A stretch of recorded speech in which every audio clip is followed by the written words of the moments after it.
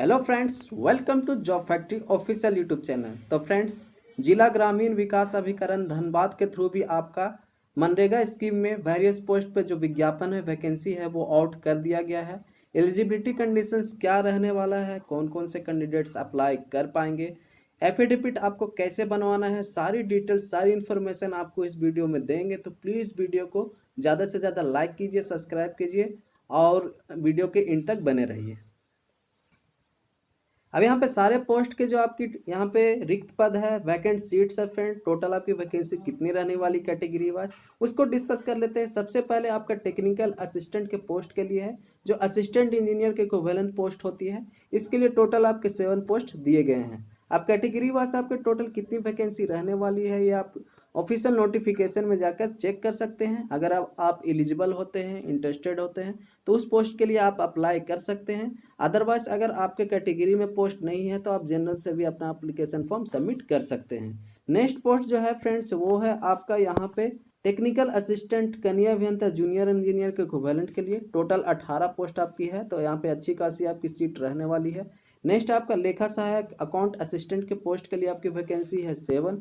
उसके बाद है कंप्यूटर सहायक, यानी कि आपका कंप्यूटर असिस्टेंट के पोस्ट के लिए वैकेंसी है। टोटल आपके 6 पोस्ट यहाँ पे रहने वाली है। अब नेक्स्ट सेक्शन है फ्रेंड्स, आपका यहाँ पे ऑल पोस्ट के लिए एजुकेशनल क्वालिफिकेशन के जो एलिजिबिलिटी है वो यहाँ पे दिया हुआ है इस सेक्शन में। सबसे पहला आपका पोस्ट है टेक्निकल असिस्टेंट इंजीनियर के इक्विवेलेंट पोस्ट के लिए।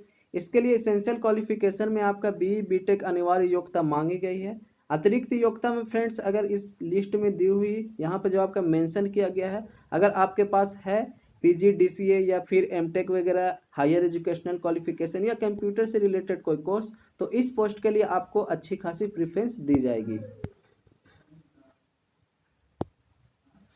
अब नेक्स्ट है आपका टेक्निकल असिस्टेंट जूनियर असिस्टेंट के लिए। इसके लिए फ्रेंड्स, आपका किसी भी संस्थान या मान्यता प्राप्त विश्वविद्यालय से सिविल शाखा में डिप्लोमा अनिवार्य है, यानी कि डिप्लोमा ब्रांच में आपका यहाँ पे सिविल ब्रांच में आपका डिप्लोमा होना चाहिए। अब यहाँ पे फ्रेंड्स, आपका जूनियर इंजीनियर के पोस्ट के लिए एक इम्पोर्टेंट यहाँ पे आपकी बताई गई है कि ये जो आपका झारखंड सरकार राज्य के ज्ञापक संख्या जो है, इसमें आपका 1187 दिनांक 1/3/2000 के आलोक में सिविल शाखा में बीटेक संबंधित योग्यता वाले अभ्यर्थी भी आवेदन कर पाएंगे। तो जूनियर इंजीनियर के पोस्ट के लिए फ्रेंड्स, यहाँ पे जो है बीटेक के भी कैंडिडेट्स जो हैं अप्लाई कर सकते हैं इस पोस्ट के लिए। इसके अतिरिक्त अगर आपके पास हायर क्वालिफिकेशन है या फिर कंप्यूटर से रिलेटेड कोई कोर्स है, तो इस पोस्ट के लिए आपको प्रेफरेंस दिया जाएगा। अब नेक्स्ट पोस्ट है आपका अकाउंट असिस्टेंट के लिए। इसके लिए आपका यहाँ पे बीकॉम ऑनर्स या सामान्य बीकॉम न्यूनतम 55% अंक या परसेंटेज से आपको उत्तीर्ण मांगा गया है। अगर आपने सामान्य बीकॉम उत्तीर्ण किया है और आपका 55% से कम है, परंतु उसके बाद अगर आपने एमकॉम कर लिया है, तो इस पोस्ट के लिए आप बिल्कुल एलिजिबल हो जाएंगे। अतिरिक्त योग्यता में यहाँ पे चेक कर लीजिएगा फ्रेंड्स, अगर आपके पास है तो उसके डिटेल्स वगैरह आप मेंशन कर दीजिएगा, आपको प्रेफरेंस दी जाएगी। नेक्स्ट पोस्ट आपका यहाँ पे फ्रेंड्स दिया हुआ है कंप्यूटर असिस्टेंट के लिए। इसके लिए आपका यहाँ पे मेंशन किया हुआ है इस लिस्ट में, आपके पास क्वालिफिकेशन होना चाहिए BSc computer honours, BSc computer सामान्य, बीसीए वगैरह, या फिर आपका सामान्य उत्तीर्ण के पश्चात सामान्य आपका जो डिग्री है उसको उत्तीर्ण करने के बाद पीजी डीसीए उत्तीर्ण आपने अगर कर रखा है, तो आपको इस पोस्ट के लिए आप एलिजिबल हो जाएंगे। उसके अतिरिक्त योग्यता अगर आपके पास है यहाँ पे, तो आपको इस पोस्ट के लिए अच्छी खासी प्रेफरेंस मिल जाएगी। अब नेक्स्ट यहाँ पे बात करते हैं फ्रेंड्स, आपका एज एलिजिबिलिटी कंडीशंस जो है, ये आपका 1 जनवरी 2021 के डेट से मिनिमम आपका 18 वर्ष होना चाहिए और मैक्सिमम आपका कैटेगरी वाइज यहाँ पे मेंशन किया हुआ है। जिस भी कैटेगरी से आप बिलोंग करते हैं, यहाँ पे देख के आपका अपर एज लिमिट का यहाँ पे एलिजिबिलिटी क्या है आप अप्लाई कर सकते हैं। उसके बाद आपका दिव्यांग पीएच के लिए यहाँ पे हायर आपका जो मैक्सिमम एज लिमिट है वो कितना होने वाला है, ये आपका यहाँ पे मेंशन किया हुआ है। आप ऑफिशियल नोटिफिकेशन का जो लिंक है मैं अपने वीडियो के डिस्क्रिप्शन बॉक्स में दे दूंगा, वहाँ से जाकर चेक कीजिए और अगर आप एलिजिबल होते हैं तो प्लीज़ आप अप्लाई कीजिए। अब यहाँ पे फ्रेंड्स, यहाँ पे रिजर्वेशन की बात की गई है, तो रिजर्वेशन जो है ये सिर्फ झारखंड सरकार द्वारा लागू आरक्षण आपका यहाँ पे अप्लाई किया जाएगा। आवेदन आरक्षण का लाभ केवल जो है झारखंड राज्य के स्थानीय निवासी को ही दिया जाएगा।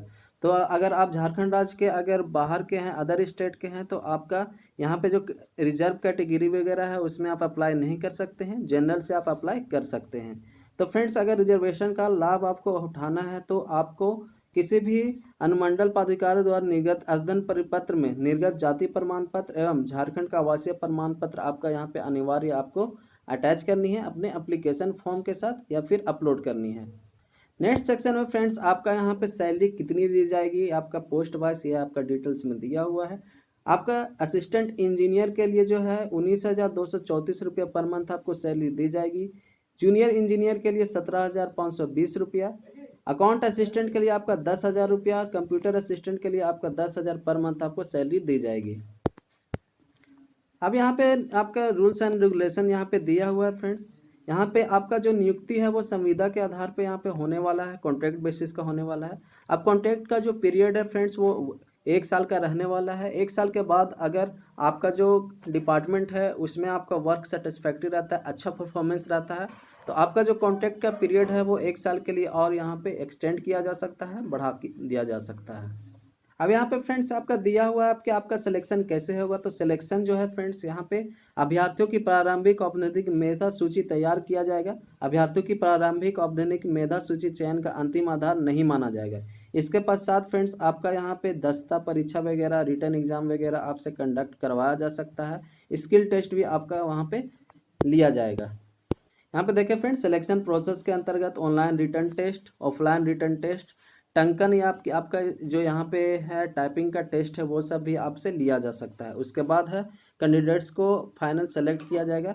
अब यहाँ पे देखिए उत्तीर्णता का जो न्यूनतम प्रतिशत है यूआर के लिए 40% रहने वाला है, पिछड़ा वर्ग के लिए 36.5, अत्यंत पिछड़ा वर्ग के लिए 34 और अनुसूचित जाति और जनजाति के लिए 32, आदिम जनजाति के लिए 30 यहाँ पे आपका रहने वाला है। परसेंटेज जो है आपका 30%, उसमें आपका यहाँ पे क्वालिफिकेशन जो है मेरिट लिस्ट है वो प्रिपेयर किया जाएगा।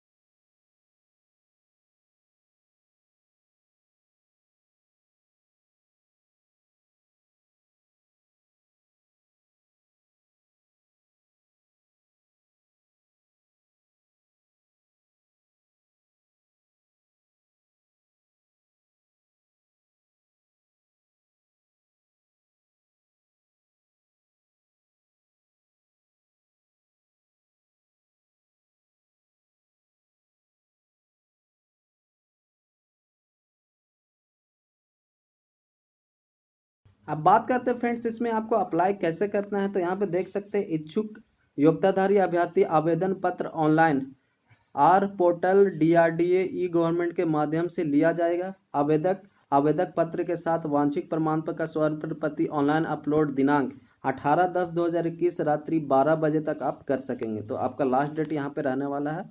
आवेदन प्राप्ति हेतु अंतिम तिथि जो है ये 18/10/2021 के पश्चात अन्य किसी माध्यम से आवेदन पत्र स्वीकार नहीं किया जाएगा। सिर्फ आपका जो यहाँ पे ऑनलाइन अपलोड आपको करना है अपना एप्लीकेशन जो फॉर्म है वो वांछित प्रमाण पत्र के अलावा कोई अन्य प्रमाण पत्र आवेदन के साथ अपलोड नहीं किया जाएगा। तो आपका जो भी प्रमाण पत्र मांगा गया है फ्रेंड्स वही अपलोड कीजिएगा, अदरवाइज आपको जो नहीं है उसको अपलोड मत कीजिएगा।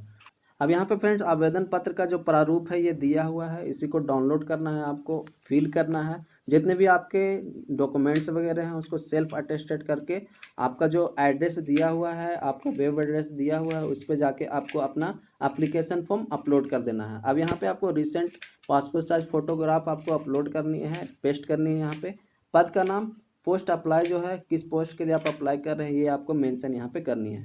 उसके बाद फ्रेंड्स यहाँ पे जितने भी आपके डिटेल्स मांगे गए हैं उसको अच्छे से मेंशन कीजिएगा और कंप्लीट फिल किए हुए आपका जो एप्लीकेशन फॉर्म है आपके सारे डॉक्यूमेंट्स के साथ आपको अपलोड कर देना है, जो आपका वेब एड्रेस दिया हुआ है उस पर विजिट करके।